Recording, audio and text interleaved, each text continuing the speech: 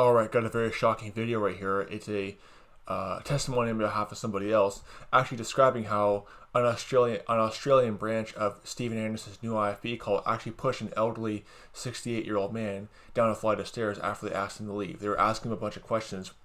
One of them had a camera, by the way, too. And as he was leaving, they pushed him down a flight of stairs. See, this is what the new Stephen Anderson's new IFB cult of violence does. You know, when someone tries to disagree with Anderson or even just try to leave, they'll attack them. There's been many cases where there's been like full-on fights going on in these new IFB cult buildings. That simple. The new IFB is in fact a cult of violence. So here's the testimony video of the incident, what happened. And again, there apparently was a video of the whole thing, but the members of the Australian branch of that new IFB cult are not going to release it for obvious reasons because it would implicate them. So watch this. Hello, Victor Tay from the Church in Punchbowl. I'm just making this video to address a recent incident involving Logan Robertson and a few of his church members that was so unbelievable that my first reaction when I heard about it was to defend him.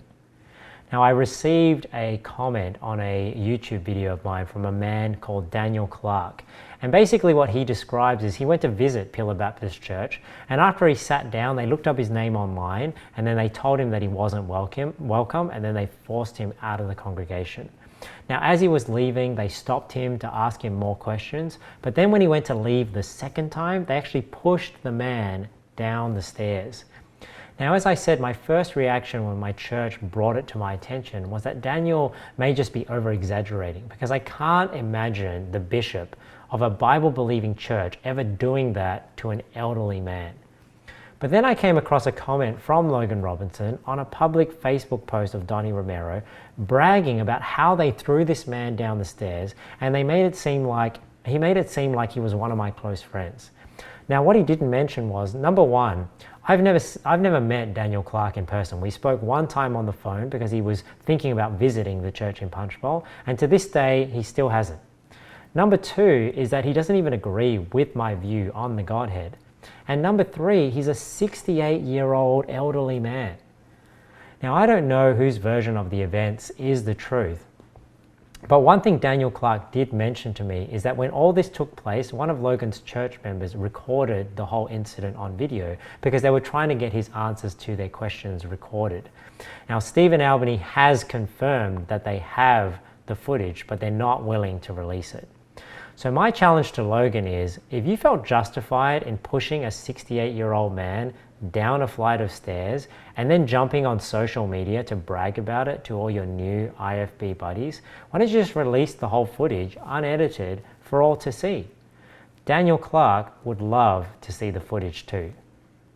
Now, just this week, Pastor Logan Robertson over in Australia got arrested.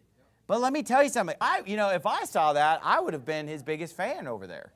And I'm sure that there are other little Stephen Andersons over there, a teenage Stephen Anderson over there watching TV down under saying, hey, I don't know how to impersonate, They're going to say it's fair dinkum or whatever, This mate's all right, whatever, Crikey. So, they're gonna like it. Somebody's gonna, you say, well, 99% of people aren't gonna agree with them. Well, you know what? Then those 99% of people, nuts to them. I'm more interested in the 1%. Thinking pervert in Arizona called Stephen Anderson. It's disgusting. Yeah, that's nuts. So again, remember, it's a 68-year-old man, a very elderly man, and they pushed him down the stairs, flight of stairs. This is not how a bishop is supposed to act. But again, the new IFB, they're full of unstable people because Anderson himself is unstable. So thus the new IFB, all the little branches of Anderson's cult are going to be unstable.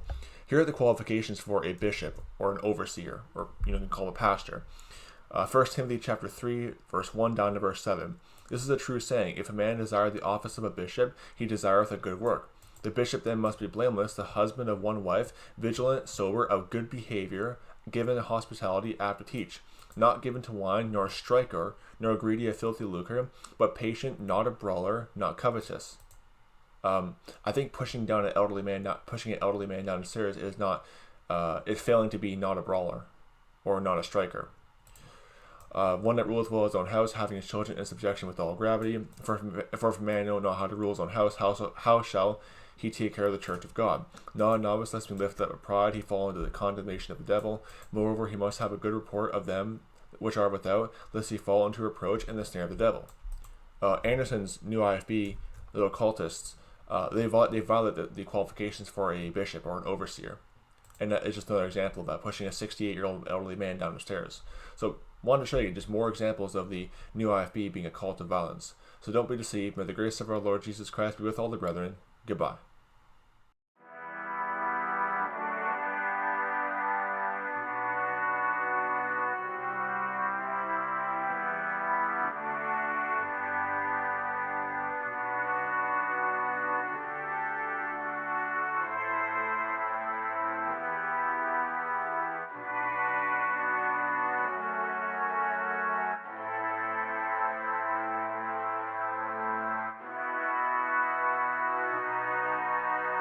you